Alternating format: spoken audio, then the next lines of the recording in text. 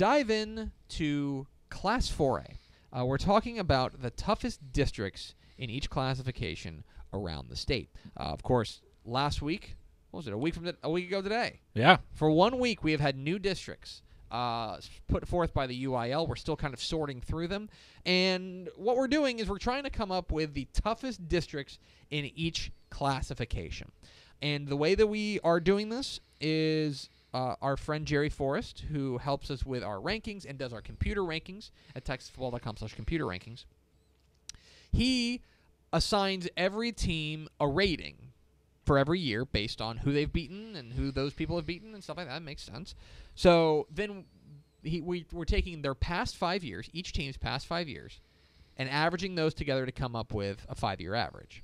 Then we're taking those 5-year averages for each district, and we're averaging those together to find out what are the toughest districts in each classification. Makes sense. I think that it's a pretty fair way of doing it, fair and balanced, so to speak, as it were. So let's talk about the toughest districts in Class 4A. There are some that I think you can sniff out, but I will tell you there's a few little surprises, I think. Let's start the number 5 toughest district in Class 4A. District 10 4A Division 2. And this is almost entirely, solely due to one team. Mm-hmm. This is the West Orange Stark District.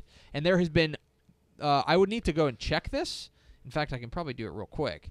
I would bet that they have been the best team, at least co-best team, most consistent team in 4A. Mm-hmm. They have been second. They're the second most consistently excellent team. They're definitely the most consistently excellent team over the past 5 years in Division 2. But in Division 1, or rather in 4A, they are really booing this district. Now, I think the addition of Silsbee to their district is really interesting. Yeah, isn't it? That's really interesting. Yeah. It's going to give them, with all due respect to the rest of the teams in their previous district, it's going to give them a legit challenge in district. Yeah. They'll be favored, but I think that you could squint and say, oh, hey, listen, Silsbee can get up and get them. You add in a team like Hardin-Jefferson, which has had a couple of really nice years over the last few years. You have a pretty tough district in District 10 4A Division 2, the 5th toughest district in Class 4A. The 4th toughest district in Class 4A. This one you should have seen coming. District 7 4A Division 1. Yeah. This is perennially a nightmare. Okay. This is the Argyle-Salina district. And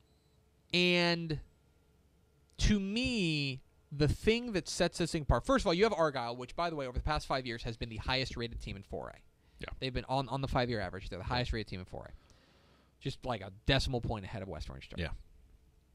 You've got them. You've got Salina, that even though they've fallen on tougher times this past year, I think it's still, it's got 8 state championships. It's a program you have to respect. Mm-hmm. They joined the Argyle district.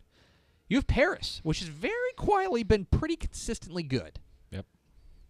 Then you've got, I think, I've got 2, maybe 3 teams that I think could play spoiler, right? Sanger, Melissa, they're still kind of getting used to 4A action as they're making the move up, as well as Paris North Lamar, which has up and had a couple of nice years recently, especially in 2016. So for me, you add an Anna in that district, which is had a decent year this past year, but may be on the rise. I think this is a very tough district. District 7 4A Division 1 is the 4th toughest district in Class 4A. The 3rd toughest district in Class 4A, and this has surprised me A little bit. District 6 4A Division 2. This is the Gilmer district. Mm-hmm. I expected this to be higher, honestly. Yeah. Because, look, you've got Gilmer. They need no introduction. You've got Pleasant Grove, the defending state champs, and I think one of the reasons is that because you're still counting like 2013 when they were not very good. Right. 2014 when they were not very good. Yeah. They have been recently very good. They're on the upswing. Liberty Ilo, rather. Yeah, I was going to say, that's not true. Liberty Ilo, they joined the district. They're a move up, or rather a move down from Division 1. Yep. You had in Pittsburgh, just dangerous, Coach Brad Baca. Yep. I mean, really, the only team that, and even they had a pretty decent year this past year, Longview Spring Hill, they had a decent year in 2017. So you could make an argument that this is underrated. Yep. That to be at 3rd, because it's counting on teams that have especially in Pleasant Grove and Spring Hill, that are just now getting their legs underneath them. Their scores are dragged down by earlier years, but right now they're pretty hot. But right now, if you want to, I wonder if I did this based only on 2017, I wonder if this would be higher. Right. So that is the third toughest district in 4A. It's pretty tough. 6-4A Division 2. And now I'll be honest. There's a bit of a gap here between 3 and 2. Yeah. 2 and 1 are tough. Are separated by literally decimal points. Yeah. Decimal points. And they're brutal. The second toughest district in Class 4A, District 10 4A Division 1. This is the East Texas District of Doom. The Ring of Death. This is Carthage. This is Kilgore. This is Henderson. This is Van. This is Tyler Chapel Hill. This was brutal, and they added Van. Listen, this district is really lucky that Chapel Hill's kind of fallen back to earth. Right. Like, you remember when they were a powerhouse for a couple of years. Yep. They're lucky they've fallen back to earth. And God forbid Palestine get things together. Because otherwise, you're talking about a district that goes legit 60, very, very tough. And, by the way, the class of 4A, right? In Carthage. They're the team of 4A. Yeah. This district, whatever variation of it's been this core group of teams. Yeah. Has been an absolute free-for-all. It really has. A barroom brawl, and then they added Van. Yeah, that's the thing, is that when you add a team like that, that is what really puts it over the top to me, is that it was already, if you remove Van, still probably a top 5 district, right? If you remove Van. You add Van, it is brutal. Yeah. And it's the second toughest district in Class 4A. But the toughest district in Class 4A, despite having just 5 teams, District 5 4A Division 1. Boy, but the 5 teams. So, it's Waco La Vega. It's China Spring. It's Stephenville. Man.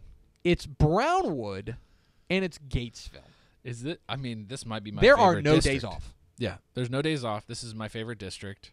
It's going to be, like, somebody's going to miss the playoffs out of that. It's like, awesome. That's insane. That's insane. Like, if you go, like, here's the thing. This district is lucky that, like, Stephenville had a bad 2016. Mm-hmm. Like, this district is lucky that, like, Gatesville and China Spring were not very good in 2013. Because otherwise, this would be runaway the toughest district in the state. Yep.